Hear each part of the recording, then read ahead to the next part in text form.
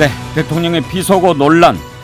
본질이 뭐든 간에 비속어를 사용했으면 국민들한테 유감이다, 이렇게 좀 얘기를 하는 게 옳지 않을까, 그런 얘기하고 있었습니다. 남성 박종욱님, 정치는 타이밍인데 이 정권은 타이밍을 매일 놓칩니다. 카우보이님, 사과하는 타이밍도 모르는 분이 어떻게 해서 별이 되는 타이밍은 잘 잡았는지 미스테리군요. 허보연님, 세금으로 순방 갔다 오더니 무슨 난리면을 하나 개발했다고 국민들한테 들어보라는 숙제는 왜 주는지요.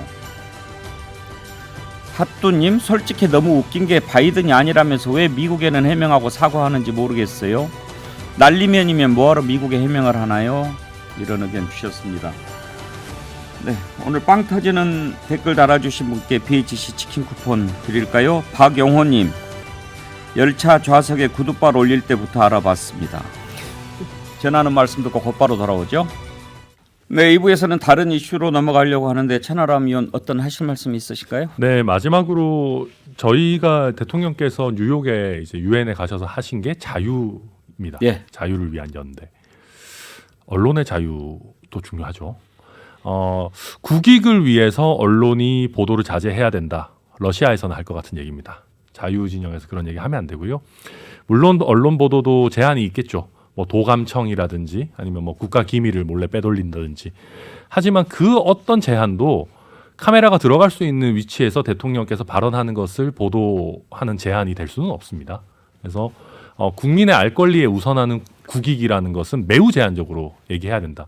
이런 얘기를 저희 당에서 못하고 있기 때문에 저는 우리 대통령께서 한 몇 안 되는 외교적인 어떤 메시지가 다 사장되고 있다. 저는 그렇게 생각합니다. 국익, 표현의 자유, 언론, 이런 것을 강조한 게 미국 수정헌법 1조죠, 신인규 변호사? 예, 맞습니다. 미국에서는 표현의 자유가 헌법, 수정헌법 1조에 규정돼 있고요. 특히 이런 정치적 영역에서의 표현의 자유라고 하는 것은 상당히 범위가 넓게 또 보장이 되고 있고, 예. 뭐 천하람 의원 말씀하신 대로 국민의 알 권리도 상당히 중요하게 보장받고 있습니다.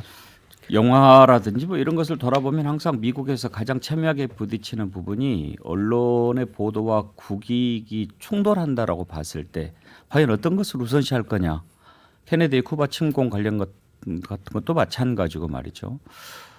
어찌됐든 이런 지금 움직임들이 마치 언론을 좀 옥죄려고 하는 그런 느낌을 들게 만든다면 그건 좀 돌아봐야죠. 그렇죠. 그러니까 국익을 얘기하시는데 대통령이 자꾸 동맹을 해친다 이런 얘기도 하시는데 여전히 지금 순방 이후 도어 스태핑에서 했던 그 이야기 외신에서 계속 지속적으로 보도를 하고 있거든요.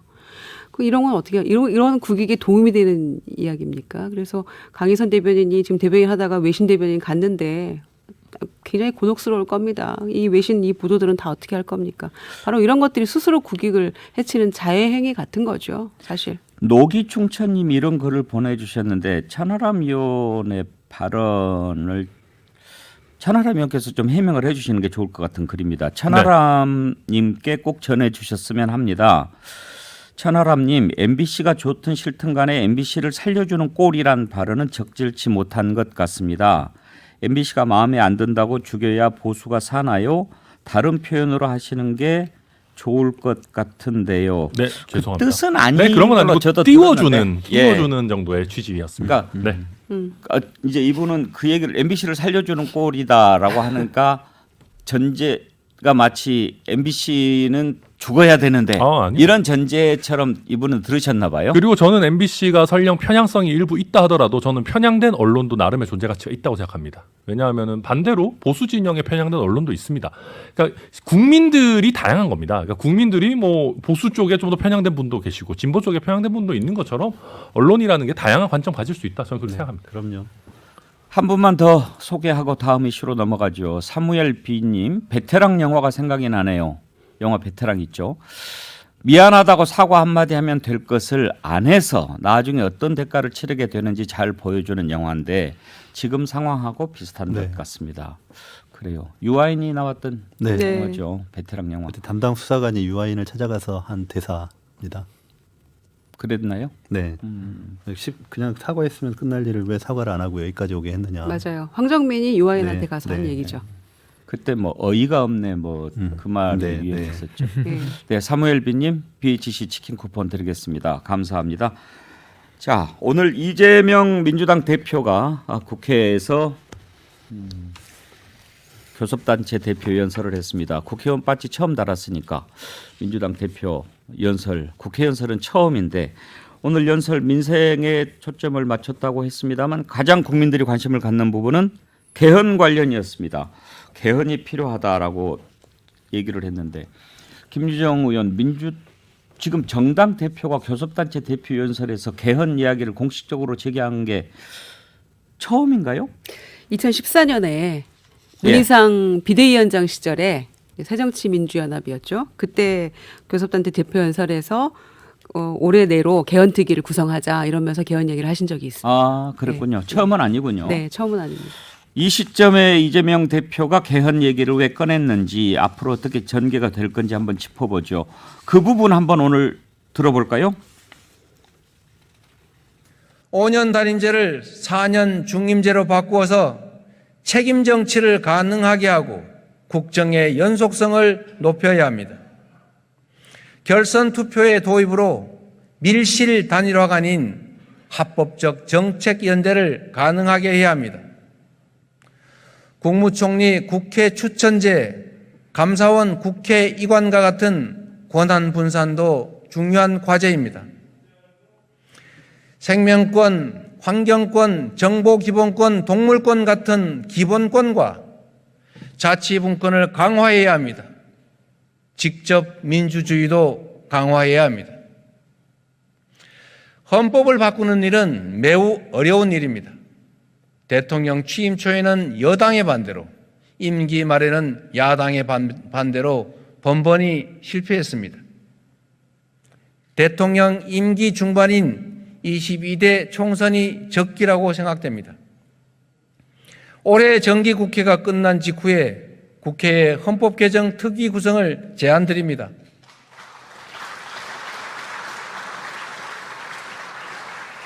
합의되는 것부터 단계적으로 바꿔가면 됩니다. 개헌특위가 국민적 합의가 가능한 범위 내에서 안을 만들고 2024년 총선과 함께 국민투표를 한다면 비용을 최소화하면서 87년 체제를 바꿔나갈 수 있을 것입니다. 예, 자 이제 개헌을 공식적으로 야당 대표가 제안을 했습니다. 이 시점에 개헌 얘기를 꺼낸 의도가 먼저 궁금한데 송금주 의원은 어떻게 분석하십니까? 그러니까 이재명 대표 입장에서는 어떤 그 미래를 보는 지도자의 모습을 그러니까 보여주고 싶은 거죠. 그리고 그러니까 큰 틀에서 국가 체제를 바꾸는 비전을 제시하는 것이 필요하고 그 다음으로 민생에 대한 역할, 국회의 역할 그런 것들에 대해서 부각을 시킨 것인데 그 중에 이제 중요한 이슈가 개헌 이슈가 되는 겁니다. 왜 이 시점에 개헌 이슈가 나왔을까 생각해 보면 그만큼 사실은 윤석열 정부의 그 4, 5개월 동안의 집권 과정에서 여전히 우리 대통령제의 한계점들을 노출시켰다는 것이죠. 그래서 이 한계점이 비단 뭐 윤석열 정부 또 대통령의 문제일 수도 있지만 전체적으로 체제를 바꿔나가자. 그리고 헌법 체제를 이제 책임 정치에 맞춰서 4년 중임제로 해 나가자 이런 입장을 제시한 것 같습니다. 신인규 대변인 생각에는 이걸 들고 나왔을 때 더 깊은 뜻이 있을 것 같다 이런 생각 안 드십니까? 뭐 우선은 뭐 의도야 사실 우리가 뭐 밖에서 추정하는 것뿐이고 사실 개헌이라는 거에 대해서 저는 근본적으로 일단은 좀 회의적인 시각입니다. 그러니까 왜냐하면 개헌이라는 거를 꺼냈을 때는 민생 이슈나 이런 게 다 덮여버리거든요. 그 사실은 이 개헌 블랙홀이라고 해서 여기로 다 이슈가 몰입이 되는 것인데 사실 이렇게 되면은 지금 대한민국이 어떻게 보면 더 지금 큰 위기를 저는 맞이할 수 있다 이렇게 봅니다. 왜냐하면 민생 문제를 더 챙겨두지 모자랄 시점에 개헌이란 화두를 꺼내고 낮은 단계에서 지금 합의도 못하면서 협치도 못 이루면서 가장 어려운 합의인 이 개헌의 합의에 이르겠다라는 것 자체가 좀 어불성설 아닌가 저는 이렇게 보고 굳이 개헌을 한다 그러면은 통치구조 개헌은 안 믿고요. 기본권에 대해서 조금은 좀 시대의 상황이 발전됐고 변화했기 때문에 그 정도 보강하는 개헌은 저는 가능할 수 있다 이 정도로 봅니다. 근데 그렇게 접근할 문제는 아닌 것 같아요. 기본적으로 이 개헌 이슈는 아주 오랫동안 계속해서 논의가 되어 있는 이슈이고 또 통치구조에 대한 그러니까 통치론에 대한 개헌을 하지 않으면 사실 현재 상태에서 나오는 여러 부작용들에 대해서 또 병폐들에 대해서 해결하기가 어렵거든요. 그리고 개헌 문제를 꺼내게 되면 민생 이슈가 다 흡입된다고 보는 것도 저는 동의하진 않습니다. 물론 이재명 대표의 입장에서 여당에 하나의 그 트리거를 주는 측면도 있을 거예요. 개헌 이슈를 던져서 윤석열 대통령의 입장에서 이걸 받아들일 수 있는 현재의 공간에서 받아들일 수 있다고 보고 던졌을 수도 있다고 생각하고 그것이 이제 큰 흐름으로 개헌 문제를 이끌어갈 수 있지 않을까 하는 생각을 갖고 있지 않나 이런 생각도 합니다. 저는 그 두 분 말씀과 좀 다른데요. 이 정도 가지고 저는 개헌 블랙홀에 빠진다고 생각하지 않습니다. 이건 뭐 항상 했던 얘기고, 그러니까 제가 이재명 대표가 이 타이밍에 이걸 던진 의도는 역설적으로 정치 개혁에 대한 아젠다를 열심히 드라이브를 못 걸고 있기 때문이라고 생각합니다. 사실은 대선 막판에 김동연 현재 지사와 단일화를 하면서 정치 교체에 관한 얘기, 정치 개혁에 관한 얘기들을 많이 했어요. 그런데 이게 이재명 대표도 사실 당내에서 뭐 장악력이 아주 뭐 높은 것이 아니기 때문에 후퇴하고 있는 부분들이 분명히 있습니다. 예를 들면 삼선 초과 연임 금지 같은 경우도 철회를 했고, 이번에 개헌 논의에서도 이런 거 외에 그 김동연 지사와 얘기했던 뭐 예를 들면 중대선거구제로의 개편이라든지, 그러니까 민감할 수 있을 만한 얘기들은 오히려 못 건드리고 있어요. 지금까지 계속했던 뻔한 얘기들만 하고 있거든요.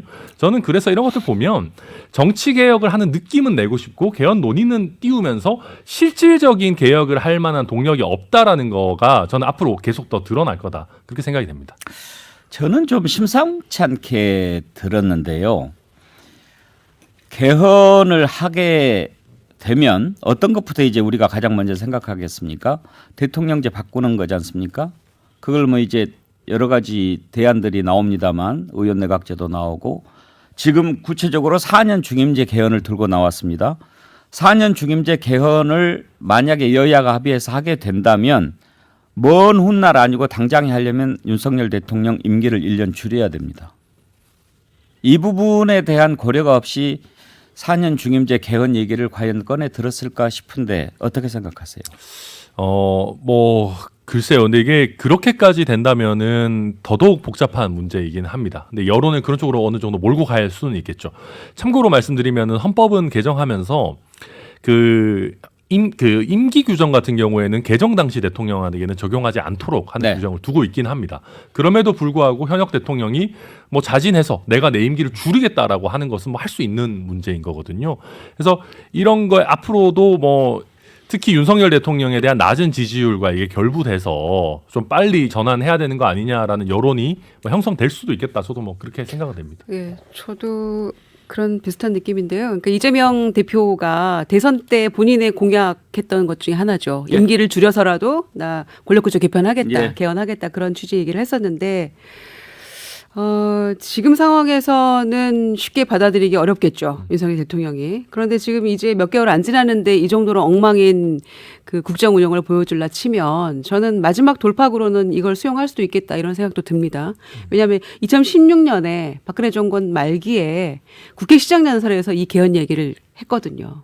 그래서 그때 이정현 새누리당 대표가 이걸 또 받아서 여야 같이 해보자, 이런 얘기를 했었기 때문에 이제 위기 상황이 오면 돌파구를 마련해야 될 거 아니겠습니까? 그런데 지금 벌써 지금 정권 말기적 현상을 보이고 있는 윤석열 정부에서 뭔가 돌파구를 마련하려면 뭐 좀 총선 지금 가서 또 이 얘기가 좀 더 불붙을 수 있겠습니다만은 그때 국민투표 하자는 얘기니까요, 이재명 대표는. 그래서 이거는 하나의 대안으로 저는 가치가 있다고 생각합니다. 저는 역설적으로 근데 이거 한다고 해서 국민들이 뭐 엄청나게 추가로 지지해 주실 거라고 생각하지는 않습니다. 네. 이게 지지를 더 받기 위한 거라기보다 어쨌든 개헌 이제 87년 헌법 체제에 대해서 바꿔야 되거든요. 그러니까 뭐 기본권 조항도 바꿔야 되고 또 정부 부처 간의 관계도 조정을 해야 되고 또 무엇보다도 우리나라의 그 제왕적 대통령제가 맞지 않다는 건 다들 인정을 하지 않습니까? 근데 그 부분을 바꿔야 되는데 그 부분에 대한 논의를 그 대통령이 임기 초에 꺼내는 거죠. 근데 대통령 쪽에서 안 꺼내니까 야당 대표가 꺼내서 이 문제를 빨리빨리 진행을 시키는 거죠. 나중에 뭐 중간쯤 지나서 하다 보면 그 논의 자체가 어려워요. 문재인 정부에서도 이 개헌 논의를 정확하게 꺼내서 밀고 가고 싶었는데 사실은 여러 그 반발이 있어가지고 그 개헌 논의가 진행이 안 된 측면이 있거든요. 그러니까 그런 것들을 종합적으로 고려해서 아마 이재명 대표가 던졌을 것이고 뭐 그러니까 정치 교체, 정치 개혁에 대한 측면도 충분히 있을 거라고 생각합니다.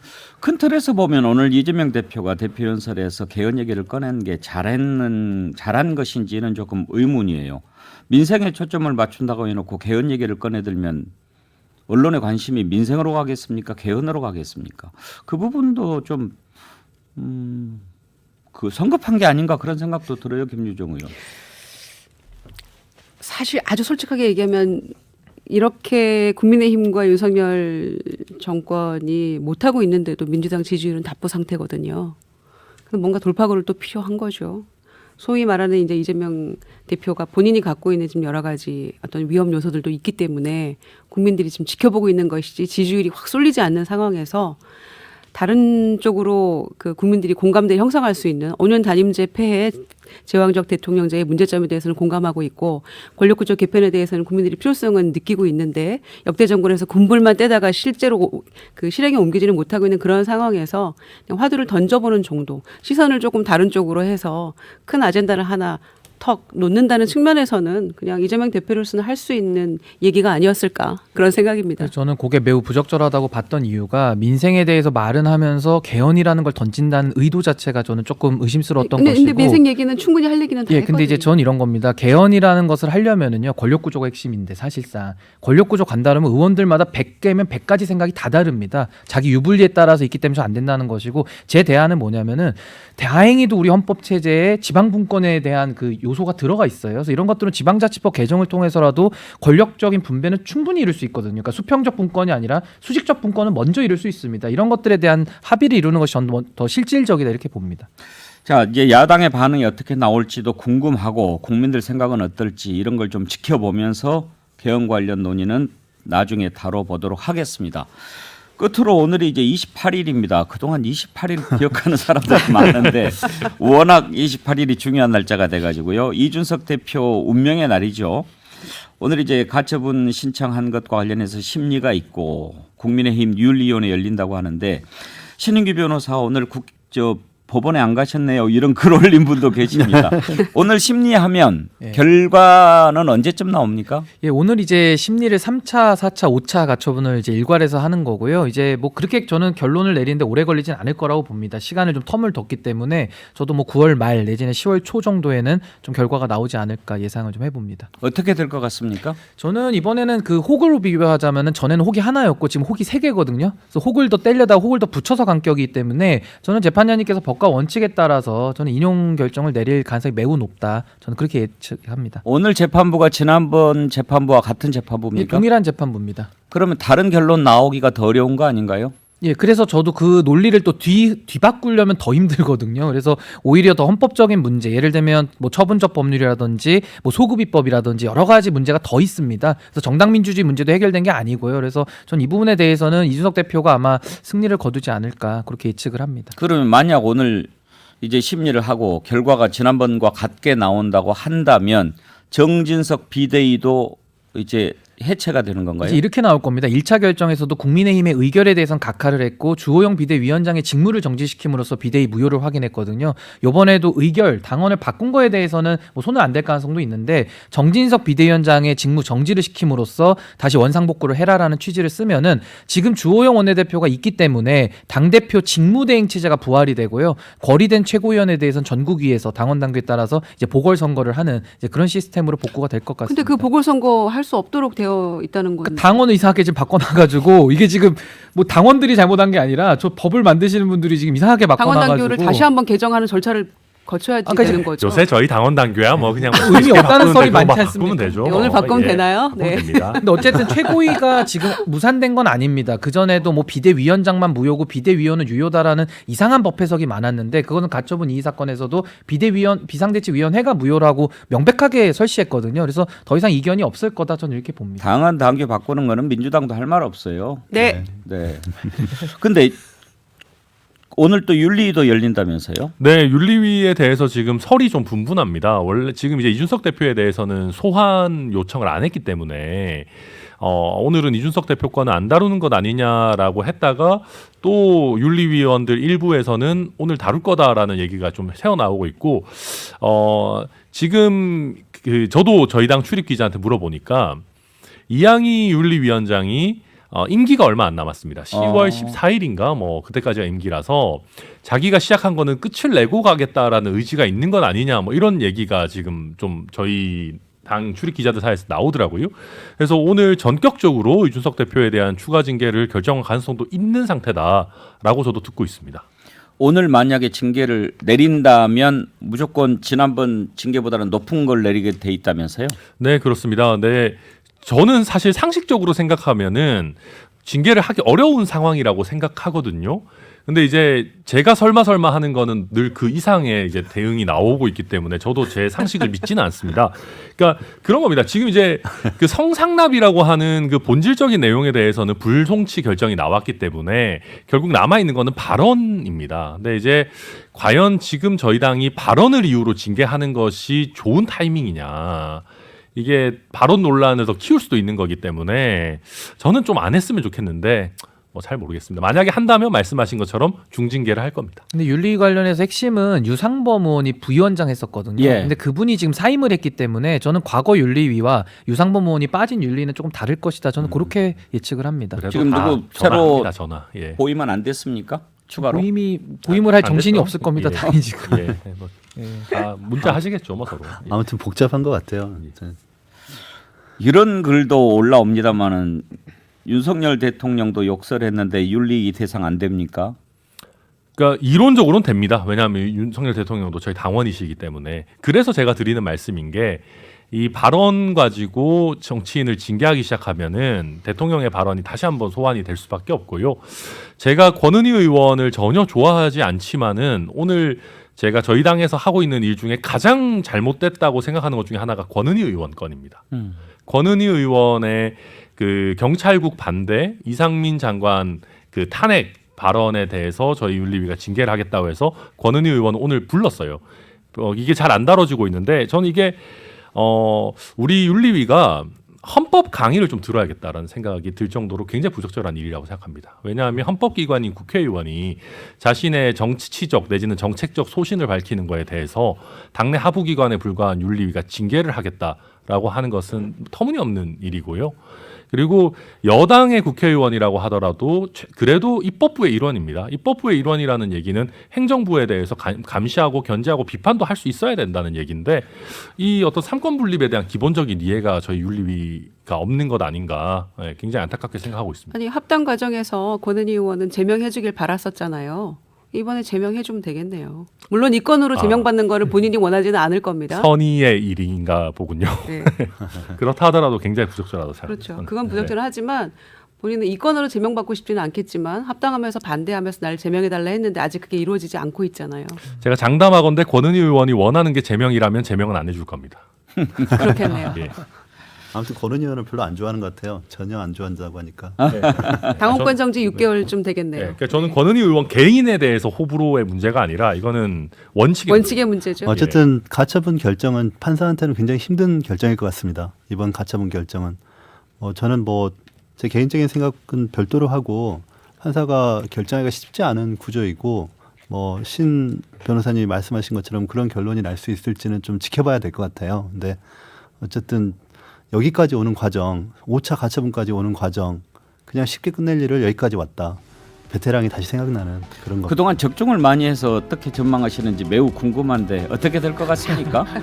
저는 쉽지 않을 것 같습니다. 아 그래요? 네.